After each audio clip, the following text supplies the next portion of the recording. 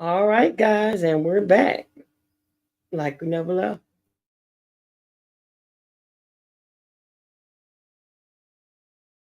Of cause, then if the state gets to go for that, that's not what they've alleged. They've alleged what would be under B2A, because to post to this social media website is to a website, is exactly what they've listed. And so, simply put, it's a felony. But again, it doesn't place Mr. Bishop on notice as to how he caused it. And so that's the issue with the indictment. That's why it's subject to a demurrer. We're not arguing regarding count one and count two, but counts 3 through 5 are all subject to this demurrer.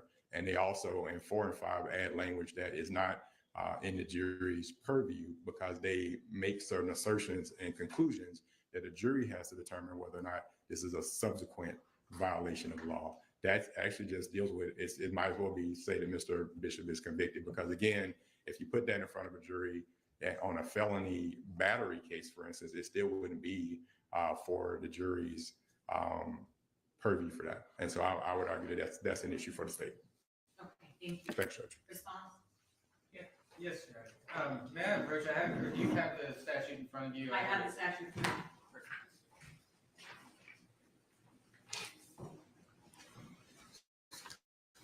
All right, so first things first, the cause issue. I'm sure the court knows the case law around special demurrers, but Wyatt from the Georgia Court of Appeals, State versus Wyatt from 2014 is 295 Georgia 257. Sorry, 295 Georgia 257 from 2014.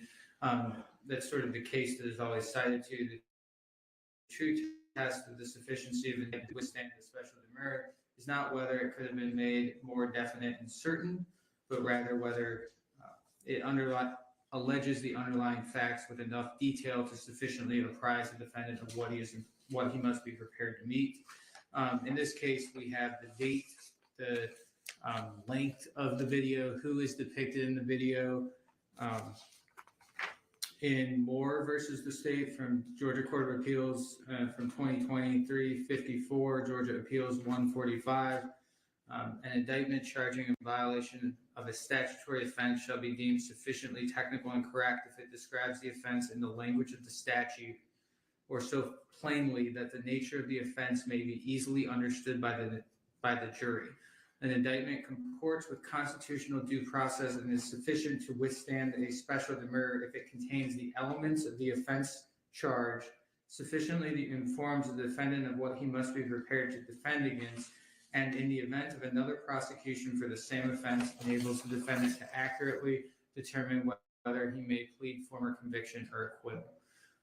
In that case, counts 1 and 2 tracked the language of the applicable statutes, alleged all of the elements of the offenses charged. He's only raising the demurrer as to counts 3. Right. I'm sorry. I was quoting from the Moore case, okay, where in that case, Mr. Moore was raising an issue with counts 1 and 2.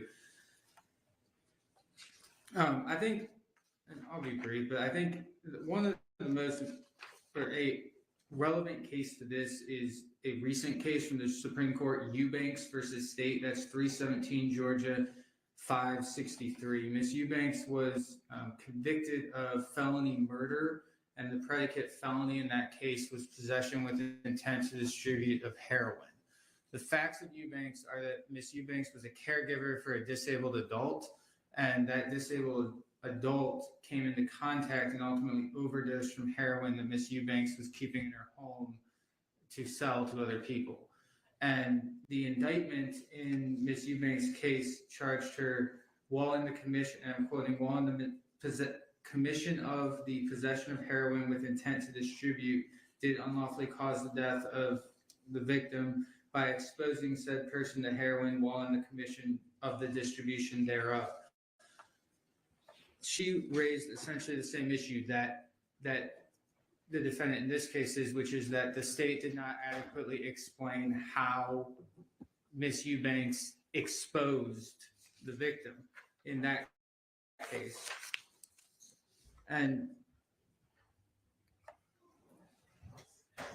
The court in Eubanks, again, this is December of last year, 2023, the state need not allege all of the details of the crime in an indictment so long as the allegations contain enough detail to allow a defendant to prepare his defense intelligently.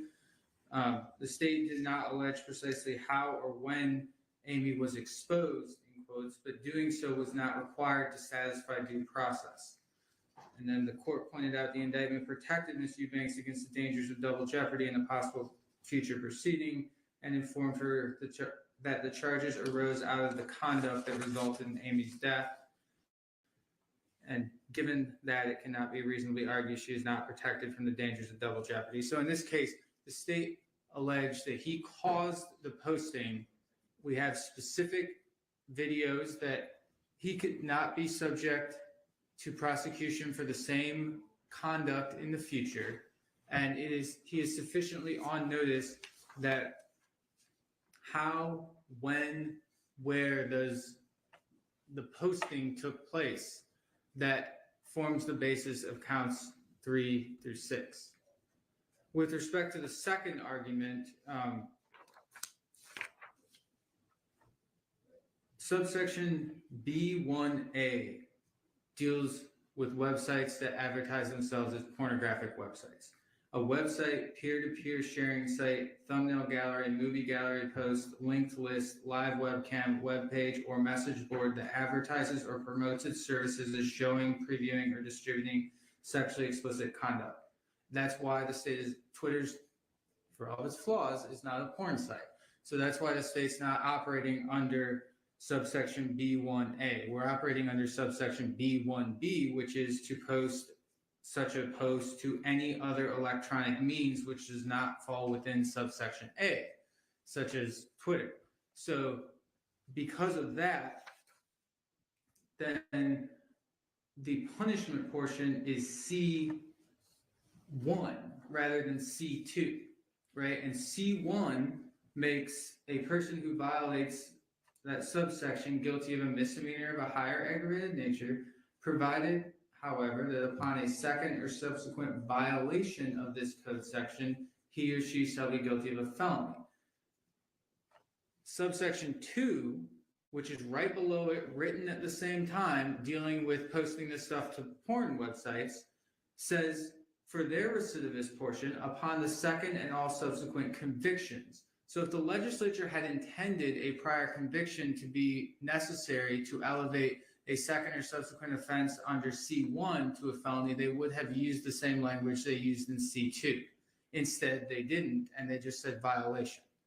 Furthermore, because of the Supreme Court of the United States decision in Apprendi, which says any fact that enhances punishment must be alleged in the indictment and proven beyond a reasonable doubt, the state was required to allege that it is that counts 4 and 5 are second or subsequent violations, or else we would have run into an Apprendi issue.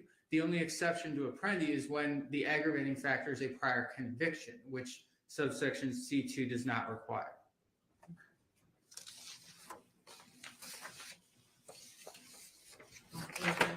I would just say the information, just to get in, I don't know how deep into the facts we need to get, but I think that the evidence will show at trial that this was a website or a Twitter account for which multiple people knew the defendant's credentials to log in, password, but that nothing was posted without his permission. So I don't think that the state would be able to, it's not that we're holding information back, right? It's that this is what we have to allege in the indictment. Okay, understood. All right, reply. Sure. So I would love for the state to say, because what they first just told you, Judge, is that they're moving under B1A. So if they're moving under B1A, why are they using the language under B2 where it says causes? B1A is the allegation. And they also said that it has to do with a pornographic website. And B1 does not have any language in it that says that it has to do with a pornographic website. Hold on, I thought he said he was moving under B1B. He did. Okay, B1B rather. He said he said he's moving under B1B because B1A requires it to be a pornographic website. And there's nothing in that language under B1A that says a pornographic website. Despite that, the indictment says that they're using B2, which uses specifically the words cause. It's right there in B2. They're moving under B2. So under their allegation in, let's say because B1A, they're saying we can't move under that one, so we're moving under B2B is what they would be alleging, because under B2B, there's a cause action, which they're saying that Mr. Bishop, I guess factually, he caused someone to do that.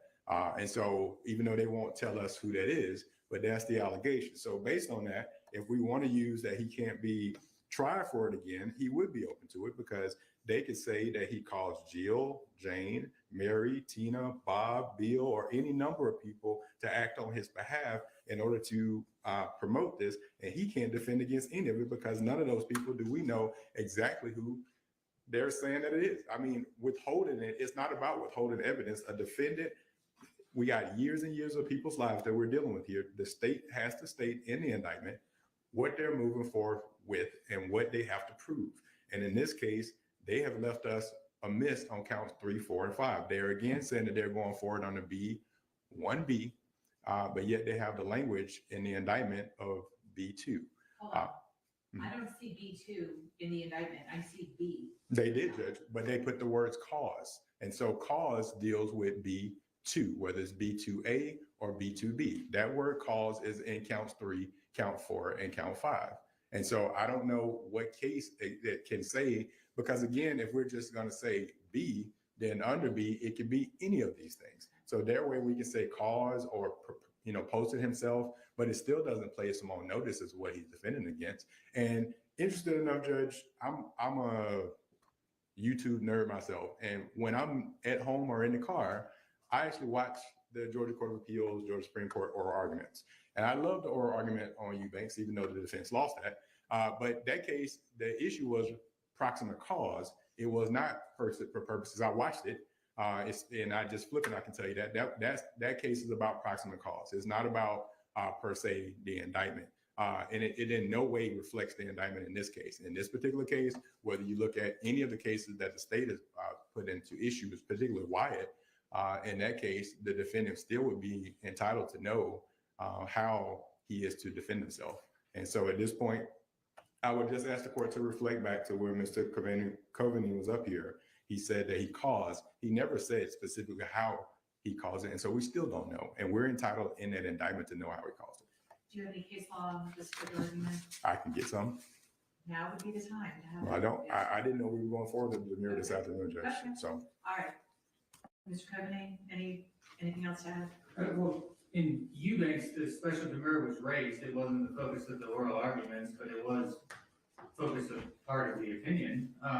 And I think he's right that it's under the. I think I misspoke when I said B1B. It's B2B, but it's the same issue. Because when I said that, I was talking about the recidivist sentencing. So I don't think that makes a difference. Okay, well, the causes, absent any case law that says that they have to specifically outline how he caused it to be posted or transmitted, I'm going to deny the demur. I think the state has provided sufficient information to put the defendant on notice of what the charges are and what the improper conduct was. So I'm going to deny the demur. If you find some case this evening, Mr. Becker, that says I'm wrong, please bring it to me, to my attention in the morning. Okay. But under the Apprendi case, they have to allege the Apprendi case doesn't have anything to do with that one, Judge. not that part, the other part. Yeah, Apprendi, it has to do with including the language Right. about the felony versus the And misdemeanor. so it has nothing to do with Right. the defendant on notice. The Apprendi case is not on point with that. No, but I'm just saying, my ruling addresses both issues, because there was an argument that he the fact that he included the language was prejudicial to your clients, I believe, so I want to make sure that the order reflects the Apprendi argument with respect to that issue. Well, the issue would still be under a case, for instance, for a defendant. Would be under a case, for instance, a defendant who's charged with battery, Judge. I mean, John who's charged with hitting Jane on Monday and then charged with hitting her on Friday is not charged with a felony at this point, even though it's a second or subsequent act of battery. So we still fall in the same thing. I understand the court's position, but I'm just telling the court that, you know, we're in a position where they're putting elements in the indictment that are not actual elements for a jury to consider that would be prejudicial to the defendant. But if that's the route we're gonna go, that's the route we're gonna go. Mr. Coveney, do you want to respond to that? The difference is in the statute, right? 16.523.1, which addresses battery, requires a second or subsequent conviction to make it a felony. That's why they would put it in. And so let's just. Let him finish. One thing we're not gonna do is we're not gonna interrupt each other. I promise I give everybody an opportunity to be heard. Okay. All right, Mr. Coveney, please continue. So the statute, battery statute requires a prior conviction, whereas this does not. Okay. Mr. Booker, you disagree with that? I do, Judge, because the statute requires a prior violation in order for it to be a felony according to the state. It's the same thing, same thing. And Well, I do want to apologize to Mr. Coveney to the court. It wasn't my intent to speak over him. no, that's fine. It happens. I understand. It's okay. I just want to remind everybody, it's late. We've been doing this all day. I just want to remind everybody that I promise I will give everyone an opportunity to be heard. I appreciate that. Okay, but in the battery statute 16.5, 20.1? 23.1. It specifically uses the word conviction, correct, Mr. Coveney? 99%. Okay, let's double check. And this uses the word violation. So again, operating under the legislature intends what it says and that type of argument. I think assuming that it's six, let me pull it up. He's correct, Judge. It does say Okay. conviction under 16.523.1E. It uses the word conviction. Okay, and in this statute that we're talking about now, 161190, it does use the word violation. So And I think that we're splitting hairs on the violation and conviction, but I guess. maybe we are, but I have to go with we have to go with the fact that the legislature, I have to presume that they intended what they said. That's right. So, all right, given that, the demurrer is denied.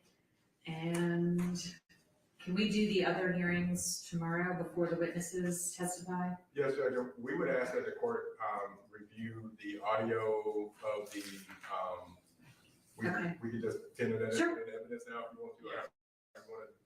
Okay, do you want me to listen to it now? No, we're hoping that you would do homework tonight, so it would save us time with the court. I'm sure you have maybe not. We were trying to save the time on the hearing, Judge, by I think it's the first. Do you have an electronic copy? Because I don't have anything that will play that. We can do 20 it. years ago, I would have, We but, can do it in the morning, Judge. It's fine. or just, Also, the answer is yes. I mean, Okay. Ms. Thomas does. if you would email me the digital version of that, I'll be happy. How long is it? The recording itself is about 58 minutes, I believe, but only the part up to where the Miranda warnings are Is what's relevant relevant? is what, at least the state's position, that's all that's relevant. I don't believe anyone disagrees with that, but I'm not sure. Mr. Booker? Yeah, I know this. Okay, so I can listen up until the time the Miranda warnings are read, is what you're saying? Okay, happy to do that this evening. Okay. With that, do we need Detective Panosian to come back, or do we also have a written Miranda waiver we are going to tender and? Judge, I'm just gonna say this out as a advice of caution. In any case, I think it's bad practice on the defense attorney's position where we don't have a Jackson. course. So I just think it's best to have one. Can't we do it prior to the witness testifying, though? In other words, I don't think we have to, it I'm has fine to. with that. Let's do that, and then we'll just try to coordinate it so that we do it when the jury's taking a break or something, but, we'll do it prior to the witness testifying as the Daubert issues prior to the witnesses testifying. Okay. So Will that work? we're not gonna do Daubert for the first witness in the morning. Oh, is that the first witness you're gonna call? No, it's, we have One of our experts is intending to testify Friday morning. That is the one with scheduling issues, so he has to go Friday morning regardless of where we Okay. are in our case. So he will need a Daubert hearing before his testimony, and then the other expert will be our last witness, so that could be as late as Monday morning. Okay. So we could do them, are you gonna be mentioning anything about the testimony? I'm not going to be mentioning anything about experts or expert testimony in my opening statement. Okay. All right, with that, then I think we're okay in holding off to doing the Daubert hearings to immediately prior to the witness's testimony. Okay, all right. And remember, 9 o'clock tomorrow morning, as the jury comes in, we're gonna do that Rule 22 hearing tomorrow. He's here, hello. Told you we weren't gonna be able to get to it till tomorrow. But we will definitely do it at 9 in the morning. And I explained, my JA explained to him that I cannot grant or deny the Rule 22 until I get more information about the process and how it's going to logistically work. So we will deal with it first thing tomorrow morning, I promise. Okay? All right. Anything else? No, Your Honor. Okay. All right. Thank you all. Have a good evening. We'll see you tomorrow morning. And just email me that digital. I just did, Judge. Thank you. You're welcome.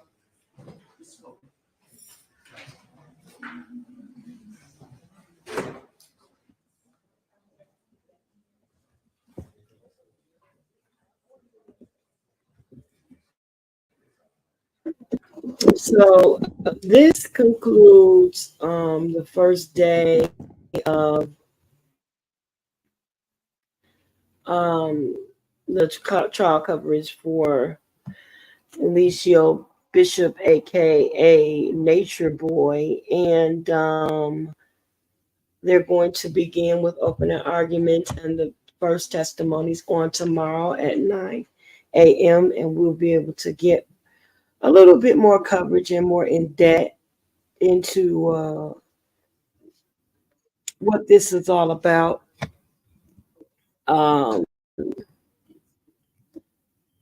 They were really trying to get the language in the video part, the revenge video. They were trying to get the language together with that. And that would have been a big plus for the defense, because if they were able to get the language adjusted or what have you, then they would have been able to argue that it probably wasn't him that actually did the violation, that actually posted the video. But what the defense is saying is that, yeah, even though he may not have posted the video, he gave instruction for it to be posted. And remember earlier when I said that it was going to be the prosecutor's part to play on the emotions of the people, but it was going to be the defense to be able to rebut all of the evidence and to make it as insignificant as possible. Because you remember that the defense has the burden of proof because they're bringing the charges. So it's them that has to prove the case. They have to bring all of the evidence and to prove that this case, that this defendant did actually do these things, and here's the evidence to prove it. And with most of that, in order to make the evidence even more believable, they play on the emotions of people. And we know that a lot of times that people on the jury are not only swayed by what they see as far as evidence, but they are also swayed emotionally, which is why those openings and closing statements are so impactful. So we're going to see tomorrow morning what's going on. I must say that it didn't look good that the girls got into so much trouble while he was locked up, in that some of them were locked up for trying to sneak contraband into the jail, and the fact that they broke the gag order and things like that. And then the fact that they have this um, expert on cults coming in to um, explain the mind, the mentality of cults and cult leaders and the followers of the cult, so that it will kind of play. That's the part of playing on the emotions of people. So if they can say that, okay, well, even though these people may have posted the video, they did so under the leadership, because he is such a strong presence, um, that he kind of made them, or convinced them, or ordered them to do it, because they follow and believe in him so much, you know. So they're going to try to make him, you know, prove him to be as guilty as they can possibly do, as dominant as they possibly can, and that's what they're working with this case. Let's say this right before I close, and that is, a lot of times they don't offer you a plea, especially a plea that is a percentage of the time that you're actually facing, if that case was going to be really, really easy to prove. They offered him 7 years when he's actually facing, I think it's 30. So that's the fraction of the amount of time, a fourth of the time that he would have been doing had he taken the plea. And he decided to not take the plea, but to take it all the way. And there's a 50-50 chance. Now, he might, slight chance he may get off. But if the prosecution works and does their thing, they could very well get a conviction, and he could be doing that 30 years. So I wouldn't advise those cult people to do nothing else crazy at this point, because they're not making it look good. And then at the same time, hey, the prosecutors better do their thing and make this thing happen, because hey, there's been a lot of people for 5-6 years that I've been following, waiting for this day to happen. And so, yeah, we're eager to see what's going to happen on tomorrow morning as far as testimony. I'm going to give me some rest tonight, because I know it's going to be a long day tomorrow. Give me some rest tonight, and be ready and bright and early in the morning to start coverage. And if you guys have any questions, put them in the comments, because I check my comments all the time. Put your questions in the comments, and maybe we'll have another live or something. If you have any questions, then maybe you guys can pop in, and we can answer some of the questions. If I have any answers, I'll be glad to give them to you, or invite somebody else in here that could possibly help you out. Okay? I've been following this Nature Boy thing for about 6 years, since they were in Mexico. And please stop. That's annoying. Since they were in Mexico and Costa Rica and Hawaii and so many other places, and they got kicked out of most of them before they got married, when they got married, when Velvet was pregnant with baby Eliana. Ever since Stephanie and well, Vibes, Flow, Ramble, all of them when they first left. When they were standing up in front of him and letting them know that they wanted to go on. I've been following since then. So that's been about 6 years. So yeah, I've been wanting this guy to come down for a very, very, very long time. I've been wanting that group to disband and for these people to get their mental back. And oh, well, unfortunately, some of them, don't want to be saved. So we'll talk to you a little bit later on this subject. And I love you on purpose. Ain't nothing you can do about it. Hit me up in the comments. Don't forget on your way in or out, like. Please like, share, and subscribe. And you can also support this channel. My Cash App is $Sis-Lo or $SISLO. All of your monetary gifts go to keep this channel going. It costs for internet, it costs for StreamYard, it costs for all of the technical things to keep it going. So I appreciate the help and the donations. And I love you on purpose. There's nothing you can do about it. Talk to you really soon. We don't say goodbye because that's too permanent. We say later for now. I holla.